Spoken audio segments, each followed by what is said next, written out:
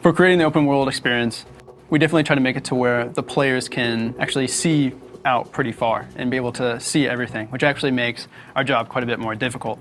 But we know a lot of games just confine players to a certain area, using mountains mostly, and we just really decided we didn't want to do that. You know, we wanted to have an open world that the players can really go anywhere. And the thing is, they have jetpacks, so they can pretty much get anywhere they want to go. We want to create this sense of exploration. So if the player sees something, he'll usually want to go to it. So if we have like this really cool mountain out in the distance, or if we have this island way out there, the player will usually try to find a way out there, and if they do, we try to usually create something. My favorite environment was, it doesn't have a real name, it's just our nickname for it, but Mushroom Island, the one you were working on. Yeah. Like at first, when you go into Copa, you pretty much go on this drop ship and you would see it right at the very beginning. And for a long time it wasn't playable. Finally we went through and then made it all playable just recently. And so when you actually go from Copa over to there, you can actually work your way up to the top. And then once you finally make it to the top, you get this really great vista from where you started, and you can actually see the whole path that it took you to get there. Bobby and I have been working really hard on actually not only the playable space when you start the game, but also once you push back the melding. We have that all planned out, and not only planned out, but implemented already.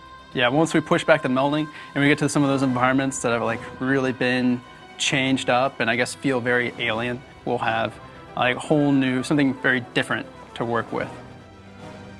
So Forge, yeah, no, I've worked in quite a few different game engines. I would say Forge is by far the easiest when it comes to moving things over and then also editing terrain and so many other things. It's very intuitive. I mean, we've had several times when we've had entire cities we've built, and it's like, oh, guys, we need this moved like a mile down the beach. And it's like, oh, okay, well, it's not going to be that bad because the tool we work with actually gives us the liberty to copy it, the whole city, and paste it down the beach. What's really cool about Firefall, another thing that's really cool, is just the fact that we incorporate our PvP maps into our open world. If you go on to the coast, they had actually built this whole city just for games and an arena to watch all of the multiplayer and the PvP fights going on. And then you have it the other way around, we'll go through and we'll make something like the Chosen Fort or Shantytown, and they'll go in, and it's actually a really fun environment, and we're like, wait, you could actually make this into a PvP map. So we have story pretty much going from PvP to PvE and then back and forth.